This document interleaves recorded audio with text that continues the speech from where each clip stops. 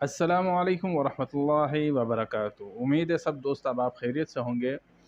Video शुरू करने से पहले गुजारिश, अगर वीडियो अच्छी लगा करे तो इसको लाइक और शेयर कमेंट ज़रूर किया करें, और अगर चैनल को सब्सक्राइब नहीं किया तो इसे भी सब्सक्राइब कर लें। तो चलें अपनी वीडियो का आगाज़ करते हैं। सुल्तान सलाहुद्दीन अय्यूबी, जिनको फ़ातेह बैतुल मुक़द्दस भी कहा जाता है, 6ठी सदी हिजरी के बड़े ही नामूर और कामयाब बादशाह गुजरे हैं। वालिद की तरफ से निस्बत करते हुए इन्हें अय्यूबी कहा जाता है। बादशाह बनने के बाद इन्होंने अपनी पूरी ज़िंदगी बड़े ही मुजाहिदे और सब्र के साथ गुजारी। इन्होंने अपनी ज़िंदगी का मकसद सिर्फ़ एक ही बना लिया था कि दुनिया में अल्लाह का नाम कैसे बुलंद हो।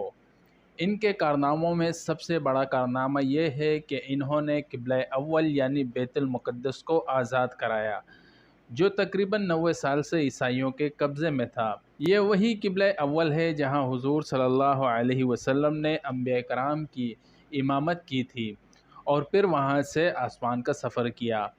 ईसाइयों ने जब बैतुल मुक़द्दस पर कब्ज़ा किया था तो मुसलमानों पर ज़ुल्म व सितम की इंतहा कर दी थी, मगर इसी बैतुल मुक़द्दस पर 90 साल के बाद जब मुसलमानों का दोबारा कब्ज़ा हुआ तो सुल्तान सलाहुद्दीन अय्यूबी ने इनसे बदला लेने के बजाय ऐलान करा दिया कि जो बूढ़े आज़रात हैं, जो फ़िदिया की रकम नहीं दे सकते, वो आज़ाद किए जाएं और जहां चाहें चले जाएं। तो सुबह से शाम तक वो लोग अमन के साथ शहर से निकलते रहे।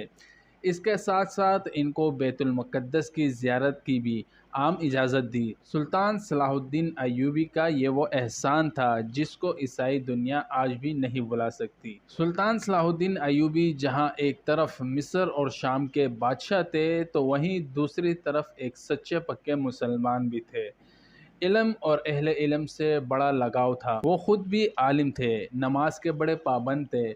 बीमारी की हालत में भी इमाम को बुला लेते और खड़े होकर नमाज अदा करते। एक मौके पर फरमाया कि साल साल हो गए मगर मैंने एक नमाज भी बग़ैर जमात की नहीं पढ़ी। ताज्जुब की बात यह है कि बादशाह होने के बावजूद उम्र भर से ज़कात फ़र्ज़ होने की नौबत ही नहीं आई। सदक़ात और खैरात में सारा माल खर्च कर देते, कभी इतना जमा ही नहीं होने देते कि ज़कात फ़र्ज़ हो। कुरान शरीफ सुनते तो अक्सर आंखों से आंसू जारी हो जाते। बड़े रहम दिल और बुर्दबार थे। खादमों और अपने साथियों की गलतियों को नज़रअंदाज करते थे। हत्ता कि बैतुल मुक़द्दस जब फ़तह हुआ तो ईसाइयों का बादशाह सुल्तान सलाहुद्दीन अय्यूबी के सामने लाया गया तो वो बहुत डरा हुआ था कि अब कत्ल कर दिया जाऊंगा, मगर सुल्तान सलाहुद्दीन अय्यूबी ने इसे अपने पास बिठाया और इत्मीनान दिलाया कि वो कत्ल नहीं किया जाएगा। बहरहाल अल्लाह रब्बुल इज़्ज़त ने इनको बहुत खूबियों से नवाजा था।